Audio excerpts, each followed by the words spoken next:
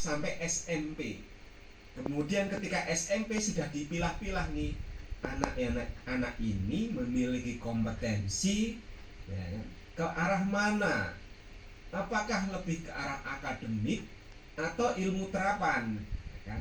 Ilmu lapangan. Maka yang ke arah akademik mereka masukkan namanya gimnasium. Ini anak-anak dengan kemampuannya lebih ke arah nanti ke universitas namanya, atau university.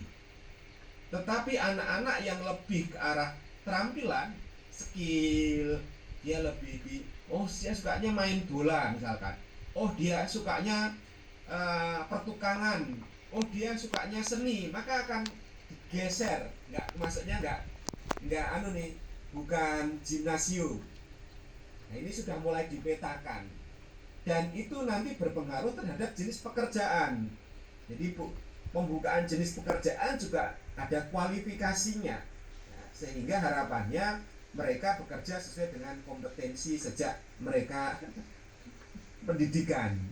Dan di universitas pun dibagi, ya tadi saya sampaikan, universitas atau universitas, sekolah tinggi teknik, dan sekolah tinggi keguruan. Jadi kalau mereka lebih ke arah tadi kemampuan, skill dan sebagainya teknik, tapi kalau universitas, nah ini ke arah akademisi. Atau sekolah tinggi keguruan, kalau keguruan untuk menjadi guru ya. Nah, kayak kita dulu ada namanya IKIP. Jadi mereka masih pertahankan ini ada IKIP. Karena apa? Nah, ini juga membutuhkan kemampuan pedagogi yang bagus, andragogi dan pedagogi ilmu tentang pengajaran yang bagus. Nah, maka kalau mereka punya kompetensi ini ya masuknya itu. Kalau mereka masuknya seni ya ada juga seni dan lain sebagainya. Jadi ini yang membedakan. Dan sebenarnya kita dulu mengarahnya ke situ ya. Kalau kita ada universitas, kemudian ada politeknik, ada IKIP dan sebagainya, sebenarnya dulu sudah mulai diarahkan seperti itu. Namun karena kebijakan di kita berubah, yang tadinya IKIP jadi universitas kan gitu kan. Tapi kalau kita masih punya politeknik dan sebagainya. Jadi tapi kalau di sana masih memang sengaja memang dibedakan dengan melihat dari aspek kompetensi sejak mereka di pendidikan dasar. Jadi sudah diarahkan sesuai dengan kemampuan, kemauan, dan minat serta bakat seorang siswa atau pelajar tersebut. Pola pendidikan di sana, ini tadi saya sampaikan, dituntut mandiri. Maka mereka itu, kalau kita, salah satu hal contoh yang dikatakan mandiri itu, setiap kegiatan mereka sudah terjadwal. Jadi ciri khas orang Jerman adalah mereka punya perencanaan yang baik menurut saya. Mereka sangat merencanakan kegiatan yang mereka akan lakukan. Ini juga berdampak terhadap kita kalau belajar di sana. Kita harus mampu dari memilih kuliah, praktikum, menyiapkan jadwalnya. Kita sudah menyiapkan inisiatif yang tinggi. Kalau kita misal sederhana ya, yang saya lihat mereka bekerjanya sesuai dengan jam kerja.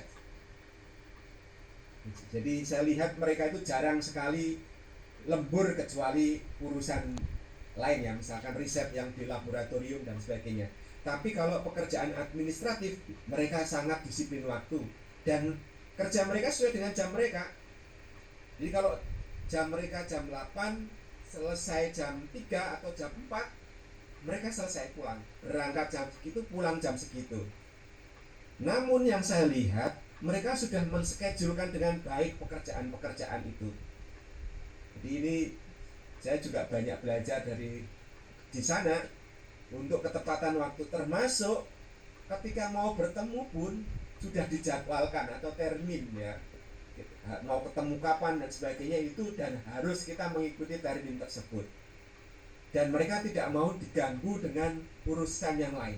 Kalau memang sudah janjian, maka fokus terhadap janjian tersebut. Ini belajar yang saya pelajari, mereka sangat detail dalam merencanakan kebutuhan mereka sendiri, termasuk urusan hidup mereka sendiri.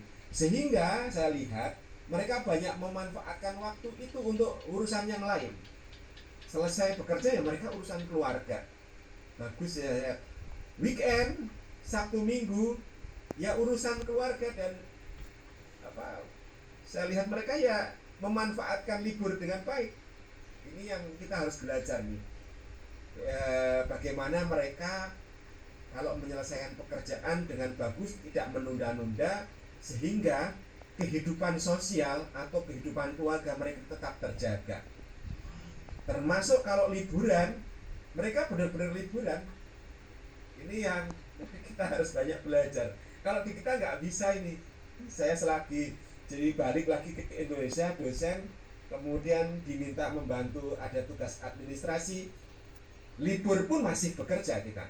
Jadi malam pun kita masih bekerja. Ini ada beberapa hal yang mungkin perbedaan di kita dengan mereka.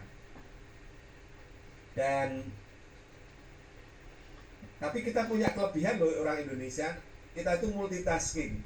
Mereka yang tidak biasa dengan multitasking.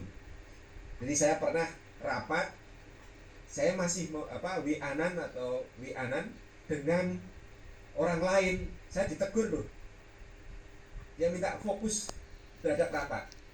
Jadi ini perbedaannya. Kalau kita enggak, rapat masih pegang HP dan memikirkan pekerjaan lain. Tapi kita mampu melakukan multitasking. Jadi kita juga punya kelebihan ya. Namun kelemahan multitasking biasanya kualitas pekerjaannya kurang baik. Ini yang plus minus dari kemampuan multitasking tersebut. Tapi kalau mereka sangat fokus, sehingga mungkin mereka kalau satu hal pekerjaan memang benar-benar difokuskan sehingga hasilnya maksimal. Ini perbedaan salah satu budaya yang ada di kita, betul ya? Kemudian karena tuntutan kualitasnya tinggi, maka terkesannya sulit ya.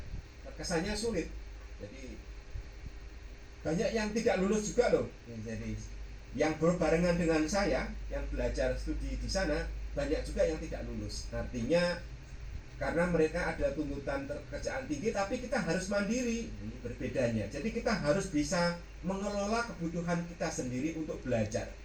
Apalagi levelnya yang S3 ya. S1 atau diplom pun sama sebenarnya, hanya berbeda tuntutannya. Tapi ada perlu disiplin di sini, kemauan keras ya, dan rencana studi yang terarah. Ini yang banyak kegagalannya. Saya lihat teman-teman itu terlena. Kenapa kok terlena? Jadi karena kebiasaan kita terstruktur. Kita struktur apa? Menunggu dari apa? Oh, dari pembimbingnya, oh dari dosennya. Kita nggak berani melangkah. Ini kalau bekerja kuliah atau belajar di sana menjadi tidak pas. Kenapa demikian? Kita harus berani menyampaikan, kita berani untuk menghubungi, kita berinisiatif untuk berkomunikasi, kita berinisiatif untuk merencanakan apa yang akan kita lakukan. Kita mau ini, saya butuh belajar ini, saya harus di sana, gitu. Harus merencanakan sendiri, saya harus berdiskusi dengan siapa, itu termasuk dengan profesor pun atau pembimbing kita harus berinisiatif. Yang terkadang orang kita tidak seperti itu karena budaya ewuh pekewuh. Budaya ewuh pekewuh nggak cocok kalau di sana. Jadi kita harus asertif. Dan mendudukkan posisi kita sejajar dengan mereka. Ini yang terkadang masih kita bersifat inferior. Ini salah satu kelemahan kita. Ada inferiority, kita merasa rendah diri.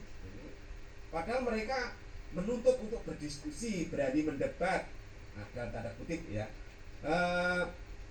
menyampaikan gagasan kita, ya kan, proaktif untuk, ya ini yang harus dipelajari dari hal-hal positif tersebut.